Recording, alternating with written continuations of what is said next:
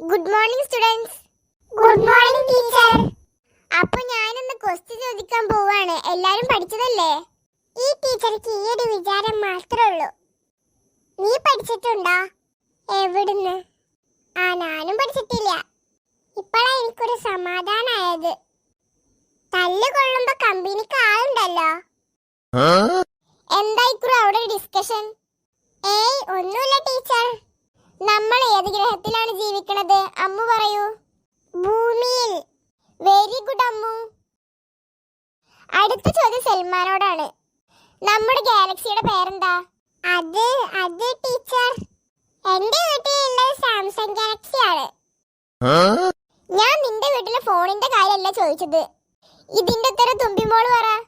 Milky bar ആണോ miss? Milky ബാറും dairy milk ഒന്നും അല്ല. ഉത്തരം അമ്മു പറയൂ. Milky way. Correct answer. Very good Ammu.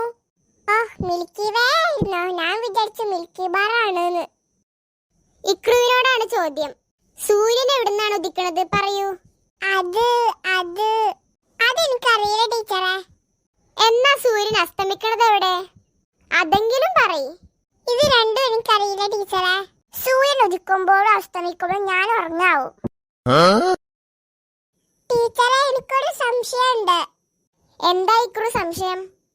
Teacher അല്ലേ പറഞ്ഞത് സൂര്യൻ കിഴക്ക് നിന്ന് ഉദിച്ചിട്ട് പടിഞ്ഞാറ് അസ്തമിക്കുന്നു? അതെ, അങ്ങനെ തന്നെയാണല്ലോ.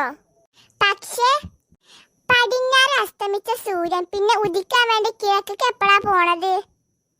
അങ്ങനെ പോണതാരും കണ്ടിട്ടില്ലല്ലോ.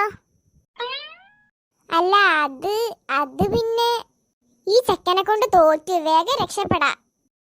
അപ്പൊ സൂസു മാത്രമുള്ളൂ പഠിച്ചിട്ട്. ബാക്കി എല്ലാവരും തെറ്റിയ ക്വസ്റ്റ്യൻ 1000 തവണ ഇമ്പോസിന് എഴുതി വരിക.